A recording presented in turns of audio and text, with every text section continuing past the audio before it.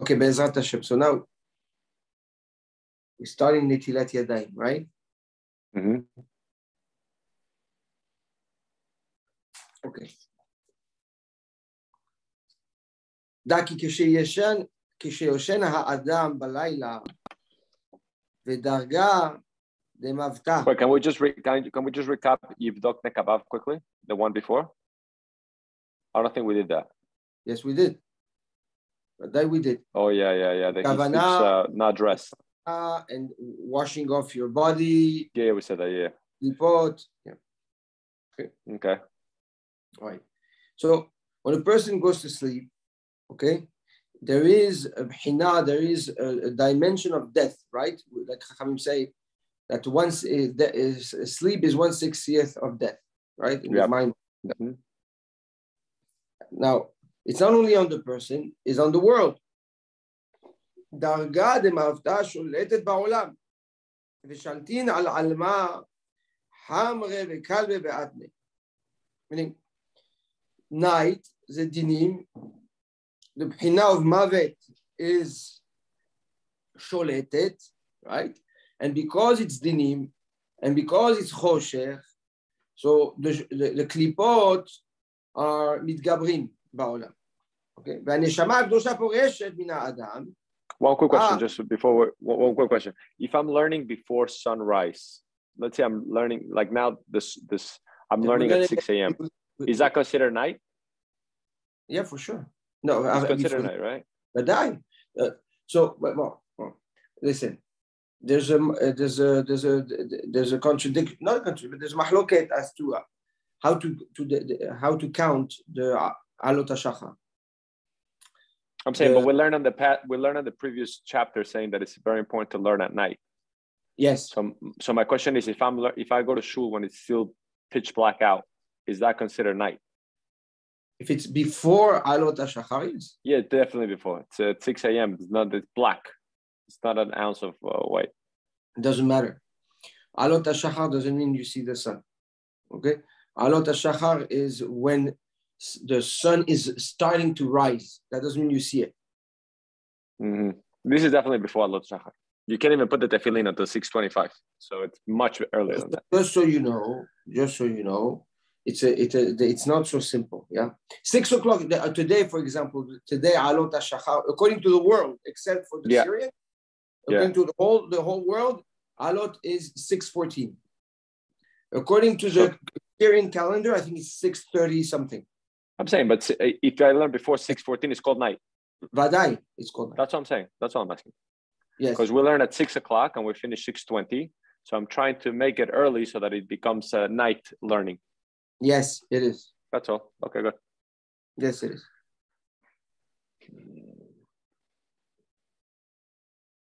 So that at night, there is this shlita, this ruach that is called darga de mafta, and the neshama kedusha leaves the body to elevate itself to olamot ha'elohim. So the ruach tum'ah shura ala yadayim. There's ruach tum'ah because of the klipot, and there's a gabrut, right? There's an overwhelming, there's a strength of klipot that rises. So it takes over the kedusha of the person because the neshama leaves the body. So the neshama, the body has less kedusha, right? Because it doesn't have the kedusha of the neshama. So the influence of the klipot goes to the body, okay? It's attracted to the body and especially to the hands. Why? Because the hands are made of 10 fingers that represents the 10 sefirot. So the ikar ha'adam, the most essential part of man in olam ha'asiyah is what is his hand.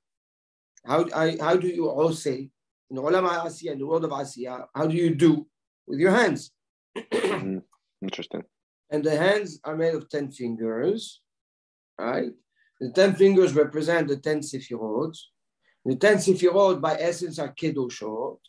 So when there is no kedusha of the neshama infused in the influx and the and the control over the action of the person. Okay, so they are left empty. That's why there's no actions at night, because there's no kedusha of the neshama at night. Therefore, there is room for the klipot to come and attach themselves to the hands of a person. Interesting. Feet also? Feet you have 10 limbs on the feet. Yes, there is a b'china also. This we don't do it anymore because we're not megale the feet. In Achinami, when the Kohanim used to go to Avodah, they used to do netilat yadayim and netilat raglayim, right? Got it. Yeah, for that. We see it Avraham Avinu. When the Malachim comes, he asked them to wash their feet. That was for the Tumah, wasn't it? Didn't have what are we talking about? Oh, okay. But nowhere in the Torah is netilat yadayim. I'm sorry? Nowhere in the Torah is netilat yadayim. It's only netilat raglayim. The Seder HaAvodah of the Kohanim, you find that in Notel Yadav Raglam. Okay. So that's the Netilat Yadayim. That's why we do Netilat Yadayim. Because the Neshama leaves the body, and therefore, we are in an environment at a time of dinim, of itgabrut haklipot, of the rising force of the klipot. We don't have the shield of kedusha of the neshama, because the neshama is left to go to olamot ha'elim. So we'll become vulnerable to tum'ah. Yeah, and why are we an attraction force to the tum'ah? Is because we are kadosh. And what is the most kadosh place of man in olam asiyah is the hands, because that's what defines the person in olam asiyah, is his asiyah, right? Understood. If you want. Okay.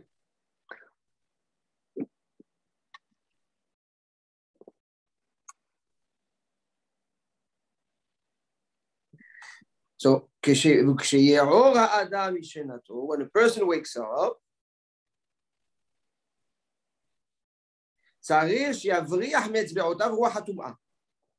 right?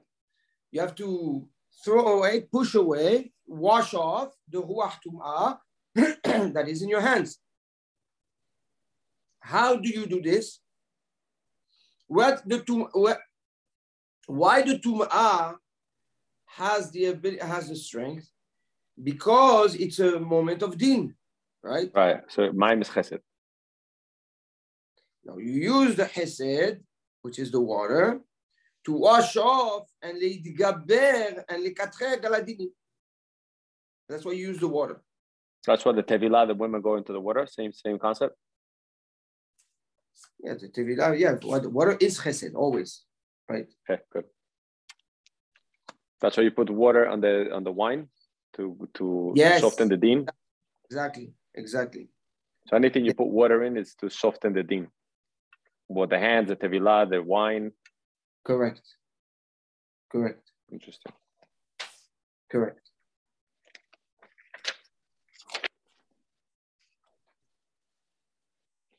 So,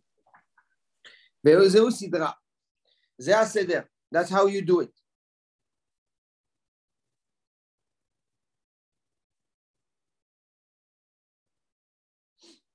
Yasmin lefanav shene kelim.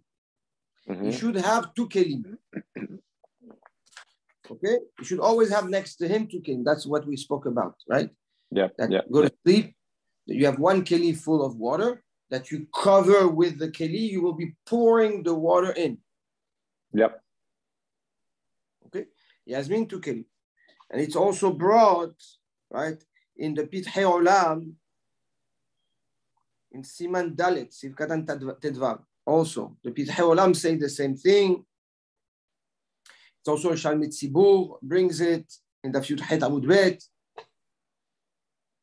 So you take two kelim. Ehad Maleh Mayim,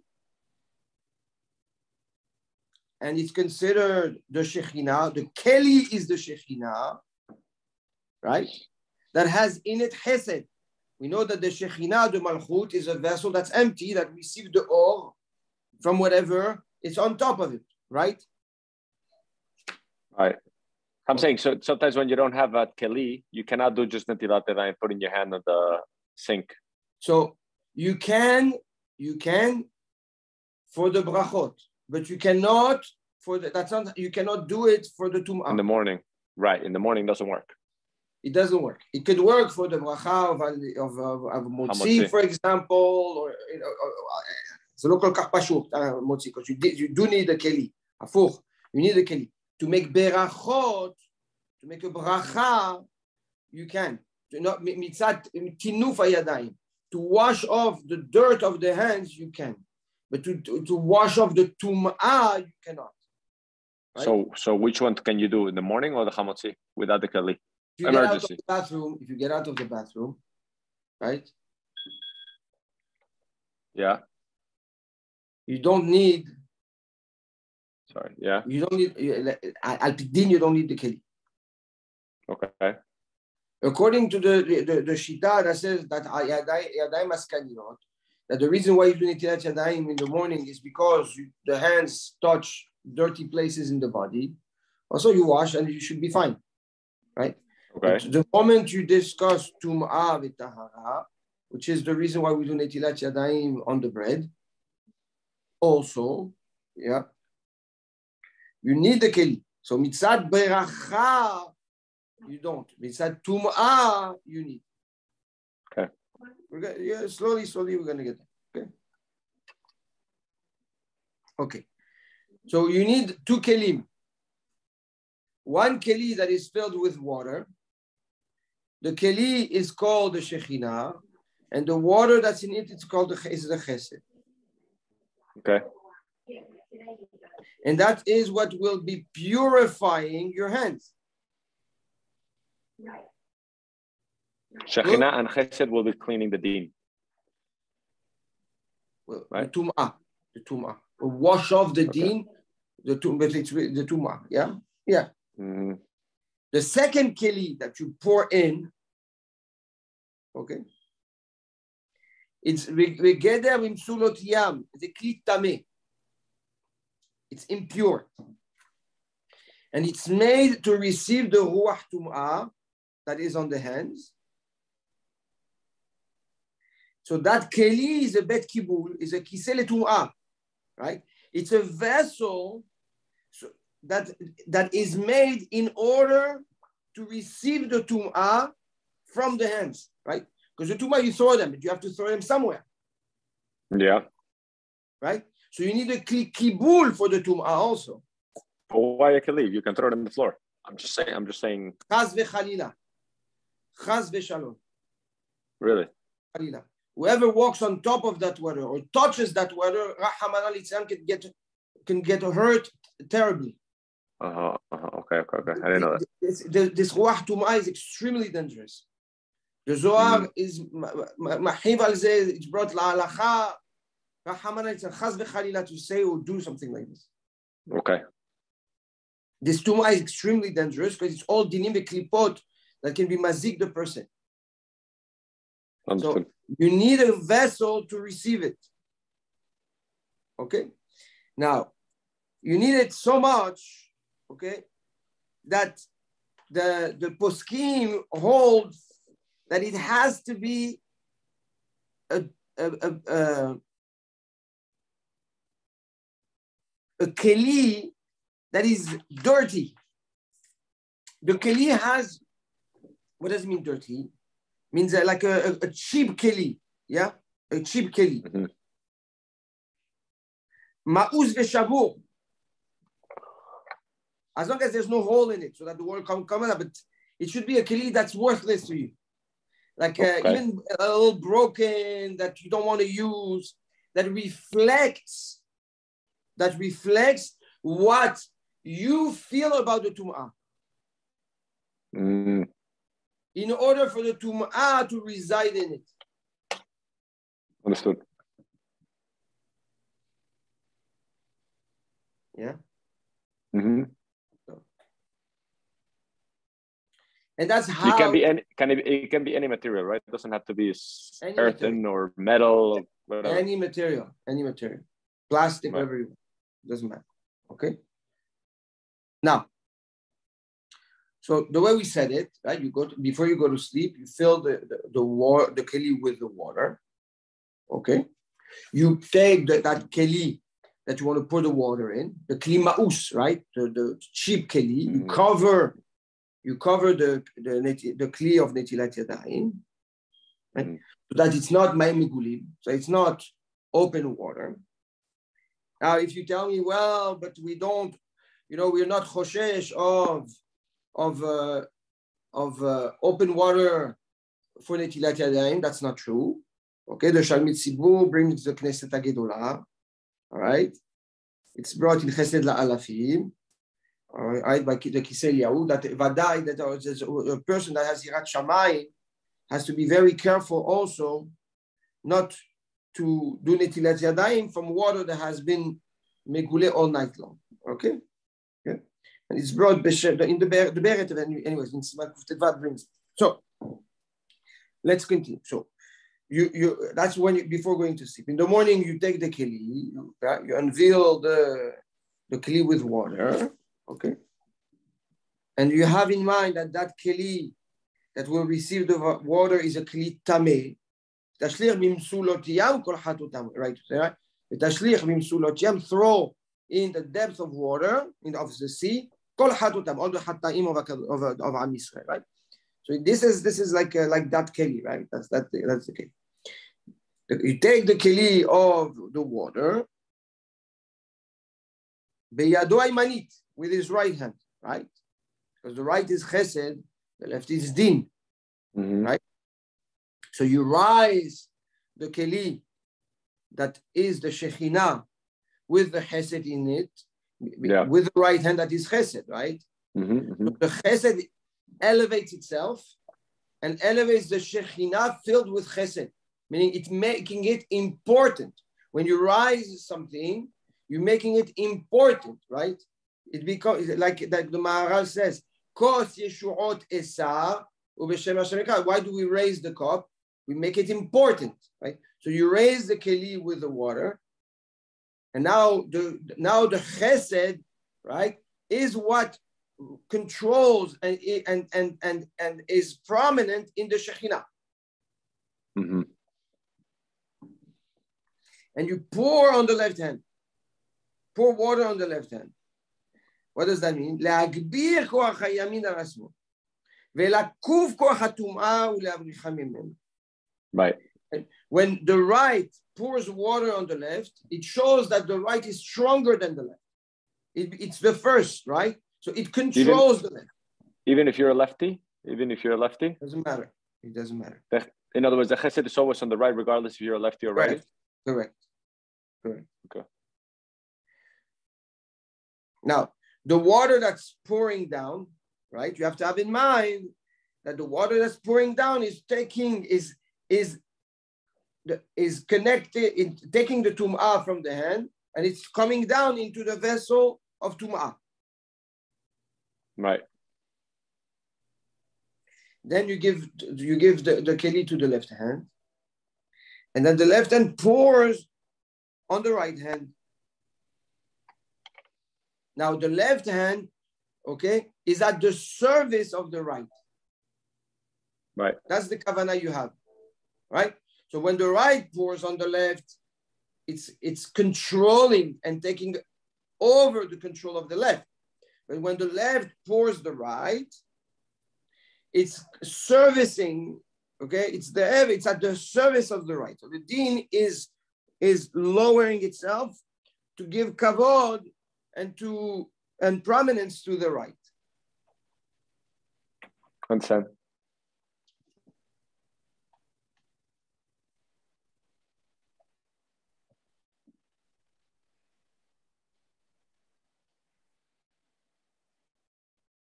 Good? My question is when you switch left to right. When you switch to the left, now the left, now is you have the din throwing the water on the chesed. That's It's when the right pours on the left, it shows that the right mitgaber, right, is stronger. That I got. That's clear. When the left pours on the right, it shows that the left is at the service of the right. It's like the Levi. Yeah, I don't know. No, but it's the same. Is this no? In other words, you could say the same thing about the right and the left. Vadai, but it's all about the kavanot. I understand. The action is a masikov. So the kavanah that you have in it is what gives the spiritual life to your actions. I understand. So when you're doing it the right and the left, you're saying the right is the powerful one over the left, and when you do the left over the right, you said the left is serving the right. That's right. That's right. Even though it looks the same, but your kavanah is different. Correct. Now, when the Zohar in Truma says that when you pour the right on the left, you're taking the kedusha of the right that overflows, right, and cleans the left from the kedusha of the yamin. Now, says the Heikhal HaKodesh, because water is chesed, we want to have an overflow of chesed in our actions and in our life. Okay, so we take the keli, the keli has two handles, right? We take the keli and we pour the water on the two hands, so that now we have an overflow of chesed in the two hands. How do you do it in two hands? Oh, you mean when you finish? Yeah, you do one, I got that. 2, 3, 3, and whatever water you have left, you take the keli like this and you pour it on your hands. Oh, I never did that. I never did that before. Okay, now I understand. Okay. Now,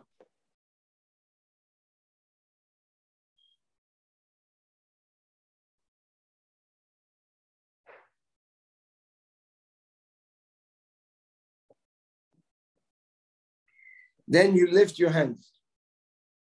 Yeah.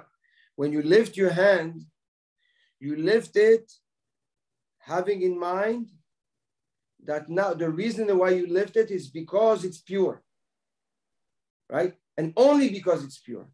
What does that mean? That the gvura has only room in your life because of the tahara and the control of the yamin. Mm-hmm. You lift it, lifting a little bit the right hand over the left hand, so to show that the yamin is always on top of the deed. Okay. Okay. I guess that's why the wife's supposed to sleep on the left side, because she's din and the husband is chesed, right? Is that what they say? Yes. I'm saying everything that is chesed on the right, anything that is din on the left. נכון. ואותן המים של הנטילה שבכלי הטמא, אסור ליהנות בהם, right? Now the water that is in that kli, the kli tameh, right? It's a kli that's tameh with water that is tameh, imsulot yam, right? Din. אסור ליהנות בהם, you cannot do anything with it. ולא ישפכם במקום שיעברו בו בני אדם. You cannot throw it on the floor or throw it anywhere that somebody can actually have access to or touch or go over. Why? Because chas v'chalila, that water can hurt them. The tumu'ah that is in this water, you can make them go crazy. You can bring sadness. You can bring pachad, fear. You know, we don't realize how influential and impactful the tum'ah of that water can be on a mental state or an emotional state of a person, or chalila even on a physical state. Okay. And he brings the Zohar. He says you need two keli. You need one keli on top and one keli on the bottom. So that you can purify and elevate yourself on the one that's on top. And the one that's in the bottom, receive the zuhama, the tum'ah. And he says the one that has the water is called baruch. And the one that receives the water is called arur.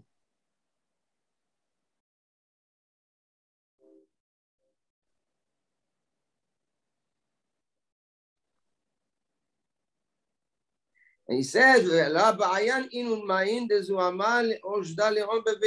not keep it at home. Be careful, says the Zohar, not to keep it at home. The lai karav behon barnash, that the person doesn't get close to it, because ברור מתקן שסתרה דילון ויחי לקבלן הזכר מעינון מים. So חס וחלילה, the tum'ah of that water can be mazik, can hurt the person.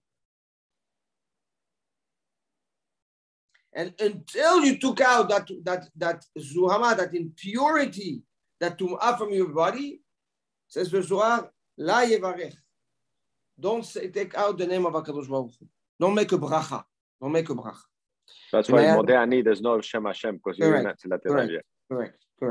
Now what happens if you have a servant or whatever, or somebody else, or lo alenu, a person cannot move, somebody else brings the keli of Netilat Yadayim to do Netilat Yadayim. So it's important that the person that will come with the keli to do Netilat Yadayim to the person, he did Netilat Yadayim before, right? Because only a ta'or can be metaher. A tameh cannot be metaher. Understood. And he says, and you have to do it. And how many times do you do it? You do it 3 times. Because the Ruach Tum'ah is considered Bat Melech. Bat Melech, the Ruach Tum'ah is considered the daughter of the Melech. It has a power, right? HaKadosh Baruch Hu gave the Tum'ah a makom in this world, right? And it doesn't go away. Can we pour 3 times? Right? We show by pouring 3 times, you show you don't want something or you want something, right? Right? When you pour 3 times, 3 drops of water in the yain, you show that you mehazek the chesed in the din, right? That is the yain, right? When you pour the water 3 times, you show you want kedusha, you don't want tum'ah. That's the kavanah when you do 3 times, right? You have in mind, I want the kedusha and I don't want the tum'ah. That's the number 3. Also, mem yud mem, also, right? That's where it's 3, or no? What? Somebody told me that 3 drops is because of the 3 letters, mem yud mem of mime. Yeah, but not, that's for a different reason. Because the drop is yud he. If you do yud he times 3, bemilui, it's 90 gematria mime. Okay. That's the kavanot in the 3 drops of water. Yeah. Okay. Now. And he says every time a person goes out of the bathroom, no matter what he does inside, because the bathroom itself is a makom tameh, okay? The ruach ra'a shora shama, the tum'ah in the bathroom. Even if you go inside, Hasidim, even if you go inside, you are careful with tum'ah. You didn't do anything. You just went inside the bathroom and came out. You have to do netilat yadayim. Why? Because there's ruach ra'ah, there's ruach tum'ah. You talk about the bathroom, you talk about the toilet, you talk about the bathroom, the sink, you talk about what? Because a lot of rooms, they have the closet and the bathroom together. Like, you know.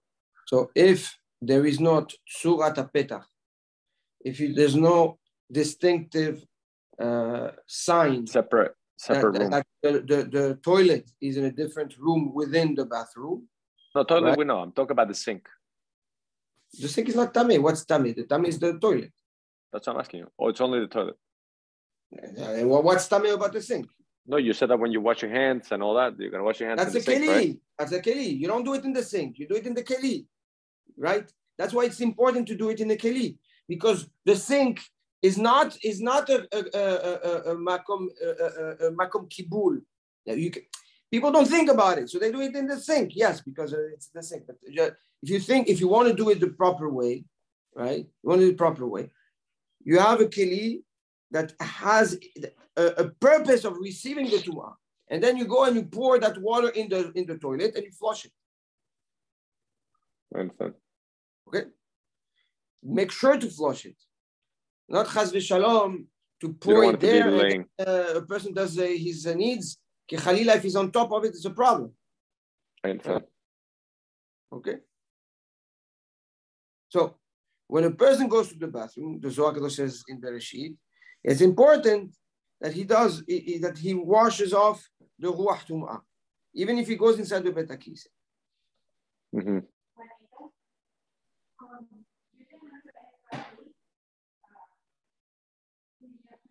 Says now, אם שפשף ידיו בכלי מלא מים, עלתה לא נטילה לקריאת שמע ולתפילה, אבל לא לרוח רעה. Let's say you have a kli, you put your hands in it and you wash your hands. You can say Kriyat Shema, you can say your tefillah, you can say your brachot, but the ruach tum'ah, you cannot, it's still there. You mean if you leave the kli there? No. If you have let's say you have a kli with water in it, okay? Yeah. And you put your hands inside the kli. I understand. So you're now, your hands are clean for the tefillah and the Kriyat Shema, etc. But you did not take off the ruach tum'ah. Oh gosh. Okay. Ela im ken, you go and you're tovel all your body, right? That's already tefillah. Right. Okay.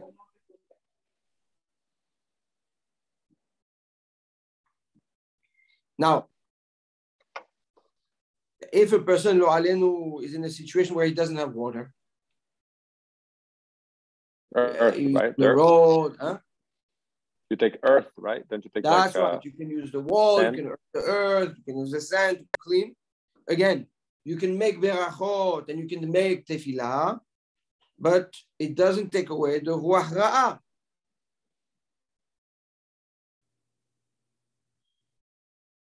Now, finally, like you said, amashkim kodem alot hashachar.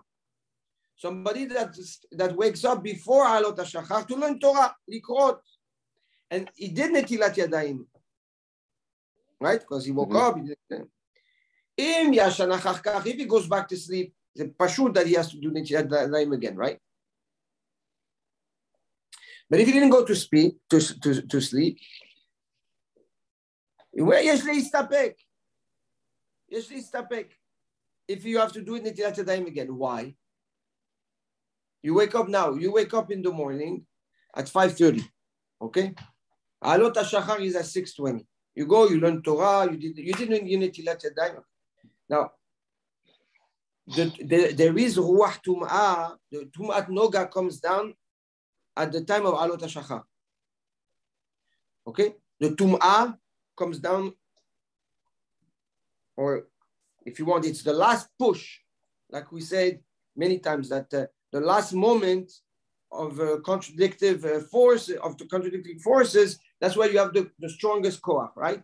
So the koach hatum'ah, before this day, at alot hashachar, the tum'ah mitgaberet al kol ha'olam. The tum'ah gets strong on all the creation, and everything becomes tameh again. Okay? But you did netilat yadayim already. So do you have to do netilat yadayim again? Because although you were ta'or from the ruach tum'ah of sleeping, but now you have tum'ah of tumat nega. Oh my gosh. So killing me here. So tov le'arot ha'em misafek, v'kacha yashen bayom ya'areh. It's good to do it. When we do it, and Saba Kadisha used to go to the mikveh. He used to wake up at like 3 o'clock in the morning, go to the mikveh, or 2 o'clock in the morning, do all his seder. Alot, go back to the mikveh to wash off the tumat noga. Wow. And I'm complaining about it throughout the time.